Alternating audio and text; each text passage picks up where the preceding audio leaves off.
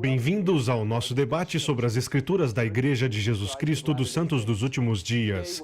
Hoje daremos prosseguimento ao debate sobre o Livro de Mórmon. Sou Terry Ball, do Departamento de Escrituras Antigas da BYU, e aqui comigo estão três caros colegas meus do mesmo departamento. À minha esquerda está o irmão Clyde Williams. É um prazer tê-lo conosco. Depois de Clyde, temos o professor Williams, e ao seu lado temos a professora Guy Stutrn. Obrigado por sua presença, Guy. Também temos aqui um dos nossos professores sêniores e mentor de muitos de nós, professor Paul Hoskson. É sempre um prazer tê-lo conosco, Paul. Gentileza sua. Bem, vamos falar sobre os capítulos iniciais do livro de Mórmon, em 1º Nephi. Mas antes de entrar nos capítulos, vamos ler rapidamente a introdução, que podemos chamar de um resumo que apresenta todo o livro de 1º Nephi. Escrita em itálico lá no alto da página, ela nos apresenta a Leí e sua esposa Saraiah e nos conta sobre os filhos que eles tinham. Depois há uma sinopse de que vamos encontrar no restante do texto, ok? Como Leí recebe uma visão, uma família é forçada a sair de Jerusalém atravessando o deserto, chegando à terra de abundância e ao novo mundo. E bem no finalzinho lemos isto segundo o relato de Nephi, ou em outras palavras, eu, Nephi, escrevi esse registro. Parece que esse resumo constava realmente das placas traduzidas por Joseph. Sempre fiquei pensando se ele escreveu isso primeiro, antes de começar a escrever 1º Nephi, ou no final, depois de ler tudo o que ele escreveu e pensar, seria bom ter um resumo disto, talvez fosse para publicação e precisasse de um resumo, algo assim. Mas em seguida, Nephi apresenta-se no versículo 1. Guy, para começarmos, fale um pouco sobre o versículo 1 e o que aprendemos sobre Nephi. Bem, do versículo 1 a mais ou menos o versículo 3, temos Nephi apresentando suas qualificações para escrever este trabalho. Ele diz ter nascido de bons pais, que foi instruído no conhecimento de seu pai e que passou por muitas aflições, mas que também foi altamente favorecido pelo Senhor e que adquiriu um grande conhecimento da bondade e dos mistérios de Deus. Isso é interessante. Quando os alunos olham para essa primeira passagem, em geral têm a ideia de que isso foi escrito pelo jovem Nephi, quando eles estavam deixando Jerusalém. Mas em 2º Nephi 5, versículos 30 e 31, aprendemos que ele escreveu isso depois de terem chegado à terra da promissão, uns 30 anos depois de terem partido. E esse versículo deixa claro não ter sido escrito por alguém jovem, talvez adolescente, seja lá qual fosse sua idade, mas sim por um homem maduro de meia idade, meditando com grande sabedoria. E essa sabedoria se reflete claramente quando vemos as coisas que ele fez aqui, quando fala de seus pais. Passou por muitas aflições, agora, ao escrever isso, realmente havia se passado. Talvez tivessem aflições na juventude e que podia dizer que realmente passou por sofrimentos. Um adolescente não pensaria, sou altamente favorecido, tendo passado por muitas aflições. É claro que viu como o Senhor trabalhou e o livrou, mesmo passando por aflições. Nos faz sentir que as aflições o transformaram no homem que é. Depois ele fala um pouco sobre a língua, na qual escreve o registro. Pô, você é linguista, fale um pouco sobre a língua deles. Bem, a língua dos dias de Leí era obviamente o hebraico. Alguns a chamam de hebraico antigo. Existe alguma evidência de que havia uma escola de escribas que estabeleceu algumas normas para a língua escrita, a língua falada, etc. Em Jerusalém? E em todo o reino da Judéia. Ok. Pelo menos a partir do 9º século e até o exílio na Babilônia. E em paralelo, na Judéia, sabemos que usavam no mínimo numerais egípcios, mas provavelmente outros materiais egípcios também. Por isso é interessante esse comentário de Nephi sobre o conhecimento dos judeus e da língua dos egípcios. É exatamente isso que encontramos nos registros daquela época. Então isso não foi uma inovação exclusiva do livro de Mórmon. Não, não foi. Mais à frente lemos no livro de Mórmon, no capítulo 9, que se as placas fossem maiores, eles teriam escrito em hebraico, mas resolveram escrever em egípcio por ser talvez mais compacto.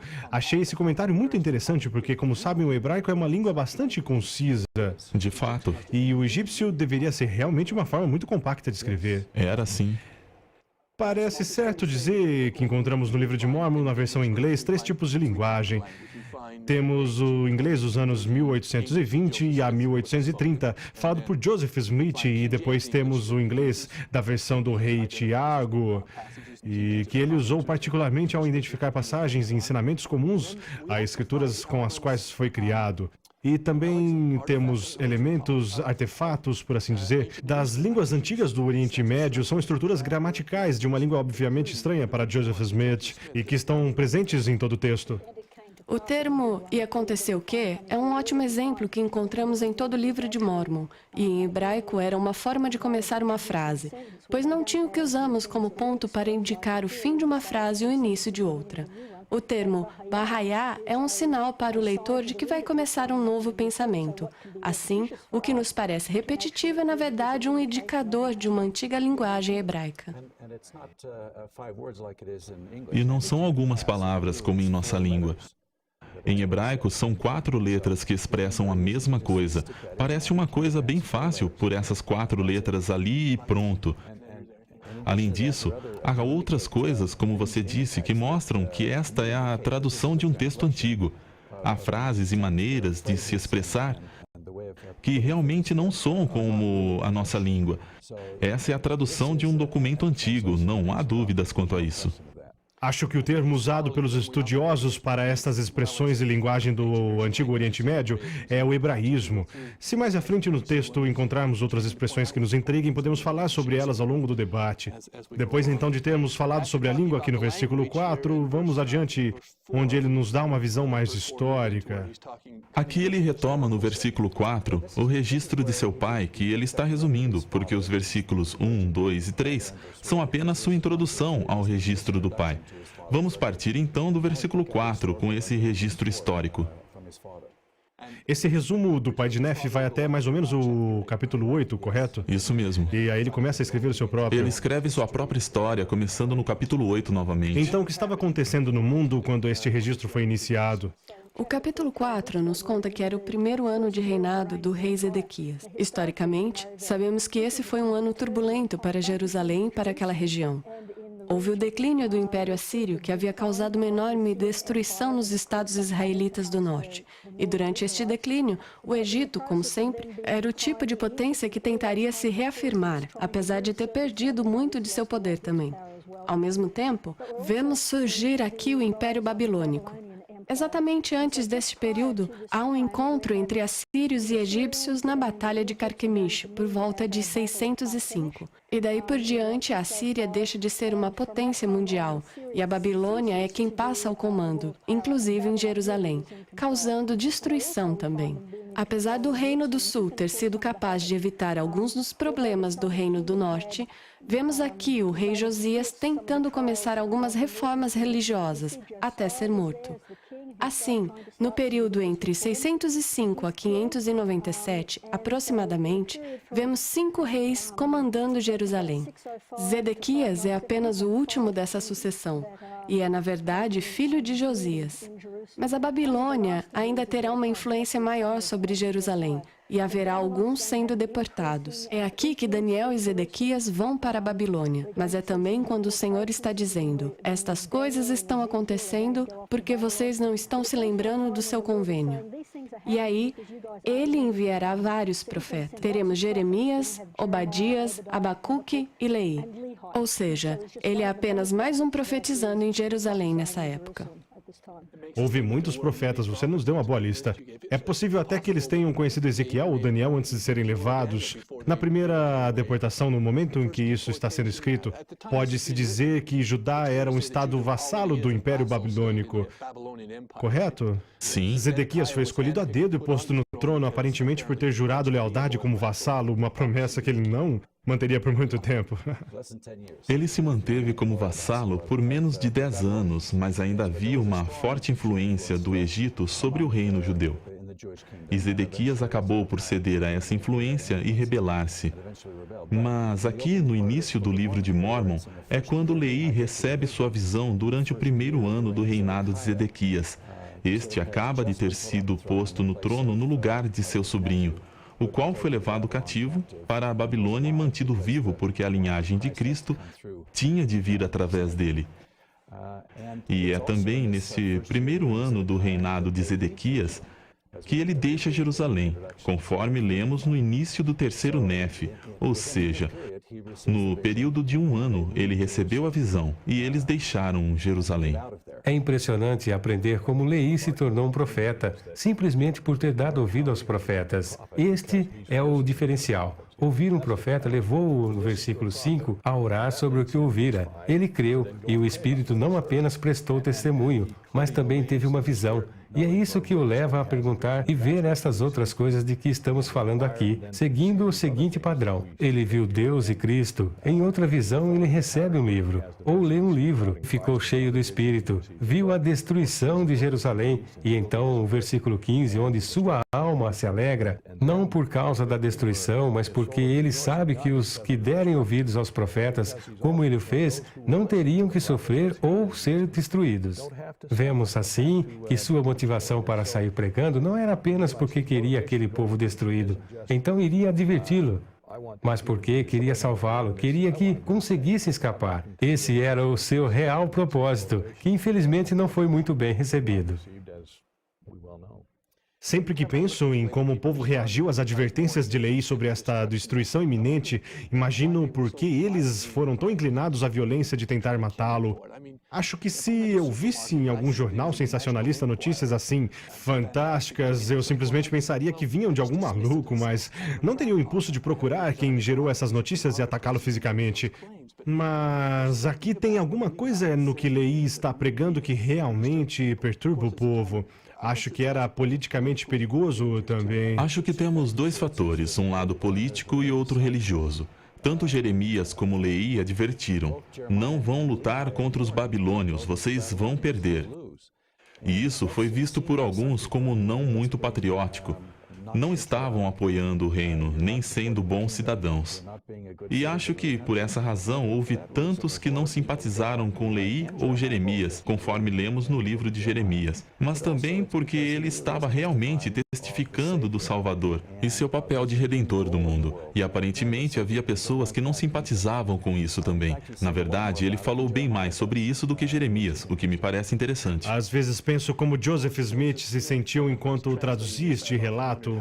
Provavelmente ele se identificou com a experiência de Leí, uma visão gloriosa onde viu o pai e o filho, foi-lhe dada uma mensagem para propagar, mais tarde recebeu um livro para ser mostrado assim como Leí. Enfrentou rejeição assim como Leí enfrentou.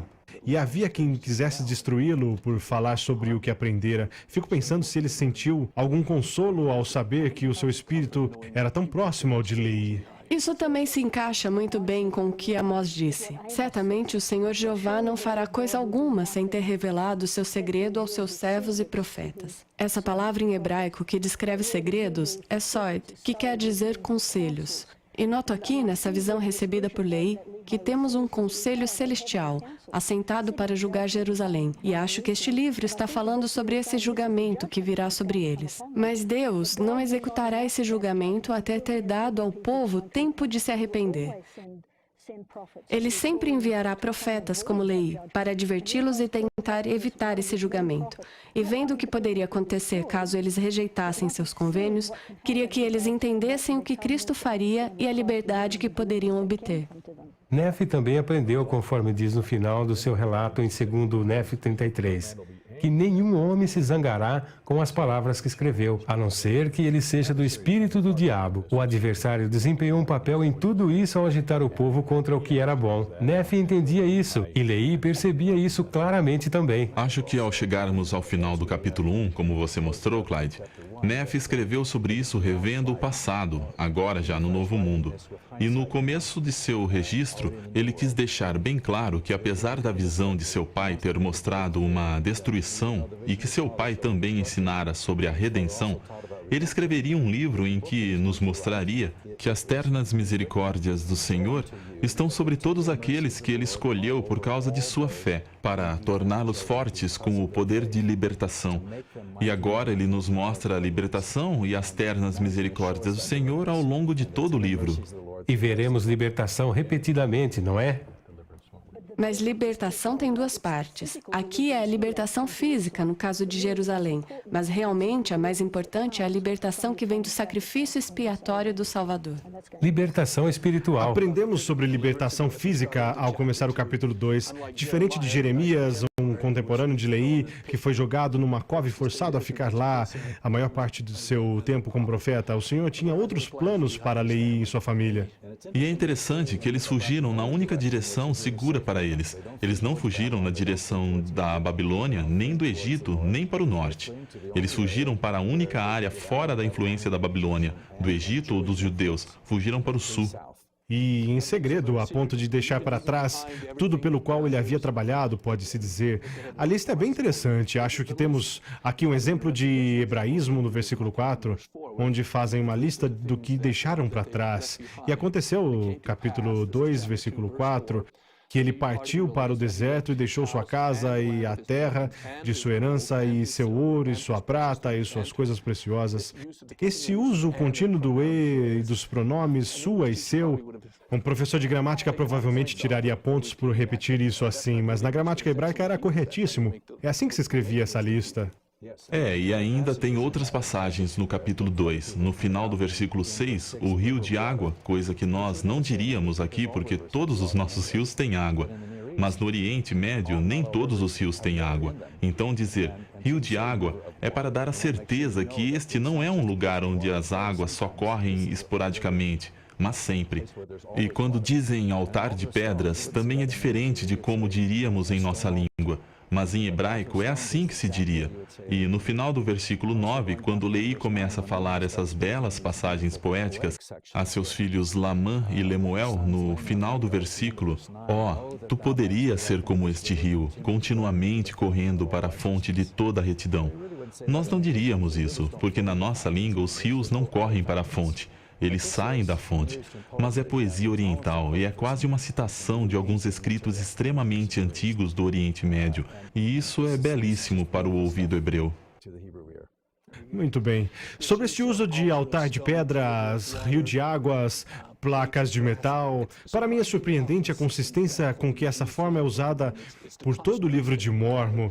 A forma de construção dos termos como altar de pedras ou placas de latão e a forma de que foram traduzidos primeiro em inglês mostra como era o registro original, ou como se diria isso em hebraico. Bom, há outra pergunta que às vezes confunde um pouco as pessoas, que é: qual era a distância que eles estavam de Jerusalém? Aqui está escrito, e se lermos rapidamente, vamos pensar que era de 3 dias. Bem, para quem conhece a área, sabe que não dá para ir de Jerusalém até a costa do Mar Vermelho em 3 dias, nem com os camelos mais velozes andando de patins não daria. Mas, se lemos com cuidado, veremos no versículo 5, ele desceu pelos limites perto da costa do Mar Vermelho, e depois lemos, e aconteceu que depois de haver viajado 3 dias pelo deserto, então eles provavelmente estavam a uns 10 a 14 dias, pelo menos, de distância de Jerusalém. Sabemos por ocorrências anteriores do Velho Testamento que isso era necessário, não para tornar as coisas mais difíceis, mas para deixá-los longe e em segurança, para que pudessem voltar, o que seria perigoso como realmente foi, e para que não fosse necessário que o Senhor tirasse a vida de outras pessoas a fim de preservá-los. Me parece que houve sabedoria nesse caso, e é bom reconhecermos o porquê disso. É importante saber que estavam longe o suficiente de Jerusalém para poder cumprir a lei de Moisés e poder erguer um altar não estando em Jerusalém, ou seja, a lei de Moisés os permitia fazer isso dentro de certa distância do território, e por todo o livro de Mórmon, vemos que eles estavam conscientemente tentando viver a lei de Moisés. E Leí, sabemos, tinha o sacerdócio de Melquisedeque e podia administrar essas ordenanças da lei Não de seria Moisés. impróprio para ele oferecer sacrifícios, como vemos no versículo 7, por ter o sacerdócio de Melquisedeque, né? Eles estavam longe de Jerusalém e ele podia fazer isso por conta própria. Mesmo tomando o caminho mais curto, são umas 180 milhas de Jerusalém até Elote, o primeiro ponto de contato que eles poderiam ter com o Mar Vermelho. É uma viagem longa, muito longa mesmo. Dá para entender por que Lamã e Lemuel ficavam murmurando. Era uma viagem dura, não somente longa, mas difícil. Então eles estavam a provavelmente 2 semanas de Jerusalém quando acamparam à beira do rio Lemuel, no Vale de Lamã. Uma viagem longa e difícil. Imagino que eles pensaram, bem, já chegamos e é aqui onde vamos ficar, mas tenho certeza que Leí sabia que essa seria uma parada temporária. É interessante destacar estas 2 divisões que se formaram na família aqui também. A gente se pergunta, por que Lamã e Lemuel reagiriam daquele jeito e Nefe de outro? Ao ler o versículo 12, dá para realmente ver 2 coisas. Além de murmurar, eles não entendiam as coisas de Deus. É assim também com muitos no mundo hoje. Eles não entendem a natureza e os assuntos de Deus. Então, quando coisas acontecem e não conseguem explicar, questionam se existe um Deus. Eles certamente questionam o que Leí estava fazendo e não acreditavam que a cidade de Jerusalém pudesse ser destruída. E isso iria levá-los, infelizmente, a uma vida de desgraça e sem fé. E mesmo mais tarde, como veremos, Nefe irá pedir a eles que apenas perguntem, mas eles nunca quiseram fazer isso, em contraste com o que Nefe fez. Acho que uma coisa muito importante nesta passagem aqui é o que podemos aprender sobre Nefe. Sabemos que ele viria a se tornar um dos maiores profetas de todos os tempos. Mas ele não foi sempre um profeta. Aqui era apenas um jovem, mesmo que viesse a escrever isso mais tarde. Naquele tempo, provavelmente não tinha a menor ideia do que viria a se tornar. Com certeza. E é isso que é mostrado aqui. Lamã e Lemuel tendo que deixar Jerusalém, o que é muito difícil, e não tendo a menor ideia do porquê, eles não entendiam por que o pai faria isso com eles. Em comparação, temos o versículo 16, de que eu gosto muito porque me ensina um pouco sobre Nefe. E aconteceu que eu, Nefe, sendo muito jovem, embora de grande estatura e tendo também grande desejo de saber dos mistérios de Deus. Se eu me imaginar no lugar de Nefe, o que seria para mim o maior mistério de Deus neste momento? Acho que, como para Lamã e Lemuel, e até para Nefe, seria: por que nosso pai está fazendo isso? Por que estamos aqui? Ele reagiu diferente de Lamã e Lemuel, pois disse: clamei, portanto, ao Senhor. Lamã e Lemuel apenas murmuraram, mas Nefe, em quem vemos logo cedo uma inclinação espiritual, clama ao Senhor. E eis que ele me visitou e enterneceu meu coração, de maneira que acreditei em todas as palavras que meu pai dissera. Por esta razão, não me revoltei contra ele, como meus irmãos. Isso diz que ele voltou-se para o Senhor, e este enterneceu seu coração, o que fez toda a diferença. Foi esse evento singular e definitivo que o transformou. Algo pequeno que o pôs num caminho muitíssimo diferente do que foi seguido pelos irmãos. Qualquer grande desafio pode ser respondido da mesma forma. Podemos murmurar ou perguntar ao Senhor. E isso é um prefácio do que acontecerá no capítulo 3, com a famosa frase ao voltarem para pegar as placas. A importância de ter um coração enternecido por buscar ao Senhor será muito importante pelo resto do livro. Há um dilema interessante no final do versículo 12, quando se fala que Lamã e Lemuel murmuravam. E lá diz: e murmuravam por desconhecerem os procedimentos daquele Deus que os havia criado. Bem, a razão de não conhecerem os desígnios de Deus foi por murmurarem. Ou seja, não conhecemos a Deus se murmuramos, e murmuramos porque não conhecemos a Deus. Esse ciclo precisa ser quebrado em algum ponto.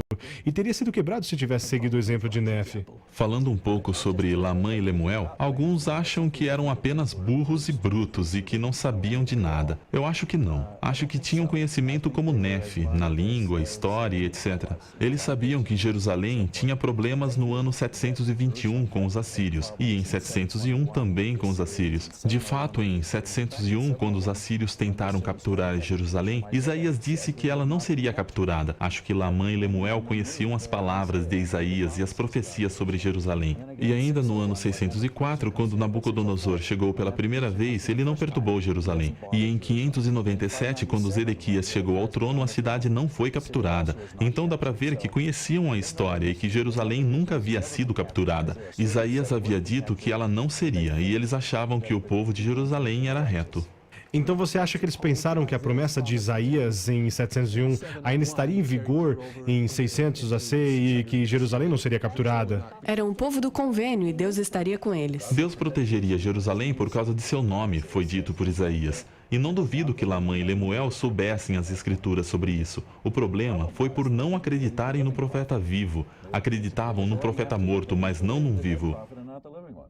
Porque o profeta vivo estava dizendo que Jerusalém iria cair, principalmente se estavam aliados aos egípcios, ao invés de temer os babilônios. Bem, esta é também a história de uma família, e vemos isso em todas as famílias, onde existem os Lamãs e os Lemuéis, ou pelo menos em potencial os Sems, que são bons seguidores, e também os Nefs, e vemos onde isso nos leva se formos do tipo que se rebela ou murmura e não pergunta. Acontece o mesmo com as famílias, quer estejam viajando no deserto ou no centro de uma grande cidade. Acho que podemos aplicar isso às nossas vidas também, às nossas próprias circunstâncias e famílias, reconhecendo que isso pode servir de advertência e conselho. Guy, digamos que você acaba de ensinar esses 2 capítulos a seus alunos da classe do Livro de Mórmon. Que diferença você espera que isso faça? Me parece que tem 2 coisas que Nefe está tentando fazer e que definem o resto do livro. No capítulo 1, vemos que as ternas misericórdias de Deus estarão conosco e seremos libertados física e espiritualmente. Com ênfase, acho, no espiritualmente. No capítulo 2, acho que a lição mais importante é o que foi dito a Nefe, por ter tido o seu coração enternecido e se voltado para o Senhor. 2 vezes o Senhor diz a ele que, se guardares os meus mandamentos, prosperarás. Isso está no versículo 20. E caso alguém esteja dormindo, eu vou repetir o versículo 20.